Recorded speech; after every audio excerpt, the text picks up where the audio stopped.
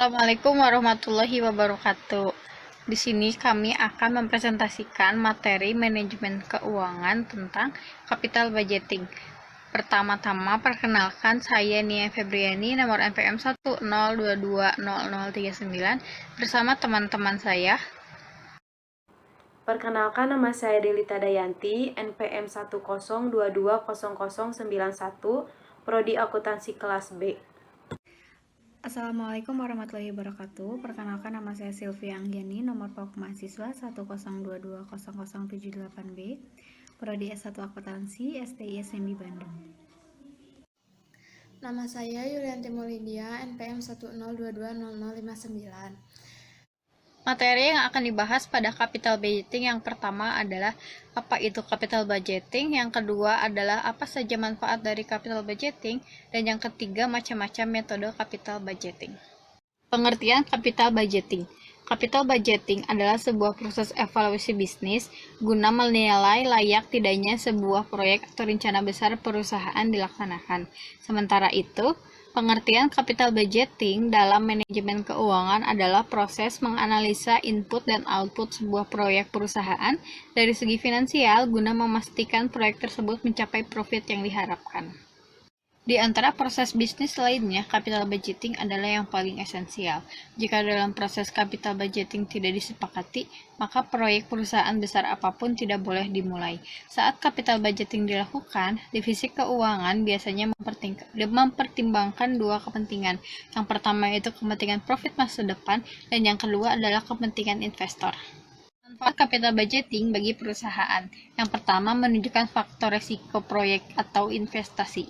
Dalam proses capital budgeting, divisi keuangan wajib meneliti resiko-resiko apa saja yang berpotensial terjadi jika proyek dimulai.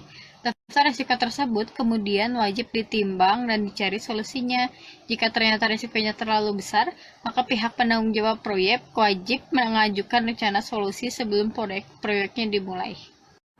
2. Menentukan jenis proyek yang dapat dilakukan. Manfaat kedua capital budgeting adalah memberikan alternatif proyek lebih minim resiko atau menguntungkan bagi perusahaan. Siapapun dapat mengajukan rencana proyek guna melewati proses capital budgeting. Akan tetapi, perusahaan berhak menentukan rencana mana yang lebih baik didanai. 3. Membantu perusahaan membuat rencana jangka panjang. Dalam proses capital budgeting, divisi keuangan umumnya dapat membuat beberapa opsi pelaksanaan proyek sekaligus, mulai dari jangka pendek hingga proyek jangka terpanjang.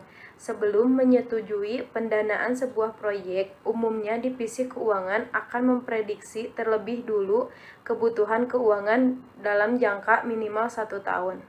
4. Menentukan sisi keuntungan proyek kepada investor. Bagi perusahaan dengan pendanaan dari investor, capital budgeting adalah proses yang menguntungkan. Selain bukti profesionalitas perusahaan, capital budgeting juga menunjukkan sisi profitabilitas sebuah proyek berdasarkan data terpercaya. Menghindarkan proyek dari oknum. Tidak dapat dipungkiri, proyek perusahaan adalah salah satu kegiatan rawan markup oleh oknum tidak bertanggung jawab. Dengan adanya capital budgeting, Anda dapat menghindarkan potensi pelanggaran oleh penanggung jawab proyek di perusahaan, sehingga dana perusahaan dapat dimanfaatkan dengan seefektif dan seefisien mungkin tanpa adanya tindak korupsi. Macam-macam metode capital budgeting. Yang pertama, net present value. Metode capital budgeting yang pertama adalah net present value. Dalam metode ini, budget proyek akan dihitung berdasarkan potensi pengembangan nilainya di masa depan. Perhitungan metode NPV hanya dapat diterima jika proyeknya memiliki nilai di atas 0. Metode capital budgeting berikutnya adalah internal rate of return. Metode IRR capital budgeting adalah metode yang mempertimbangkan waktu. Selain perhitungan nilai future value uang, berbagai ahli menyebut bahwa metode IRR jauh lebih efektif dan akurat dibandingkan NPV. Contoh dari situasi capital budgeting menggunakan IRR begini.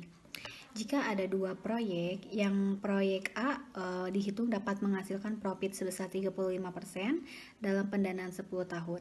Proyek B menghasilkan profit 25% dari pendanaan 5 tahun. Baik proyek A dan B mendapat pendanaan sebesar 100 juta, maka nilai IRR masing-masingnya adalah IRR proyek A 100 juta ditambah 35% dikali 100 juta per 10 tahun. 100 juta ini diambil dari pendapatan pendanaan yang didapatkan oleh proyek A. 35% ini adalah profitnya yang dihasilkan oleh proyek A. Per 10 tahun ini adalah pendanaannya.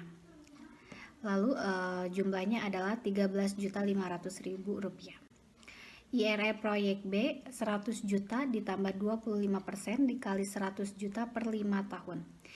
Sama ya, yang 100 juta ini adalah pendanaan yang dihasilkan oleh proyek B, yang 25%-nya ini adalah profit yang dihasilkan oleh proyek B, per 5 tahunnya itu adalah pendanaannya. Kesimpulannya adalah presentasi profit proyek A memang lebih tinggi daripada proyek B.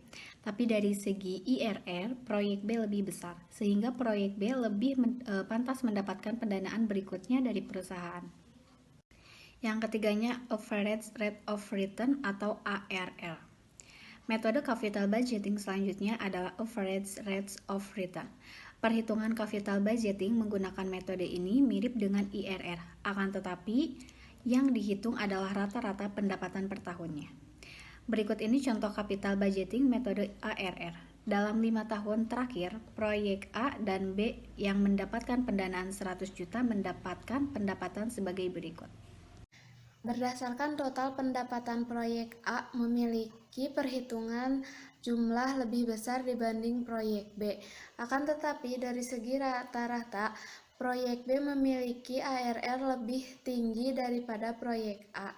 Sehingga jika mengikuti metode ARR, proyek yang mendapatkan pendanaan adalah proyek B. 4.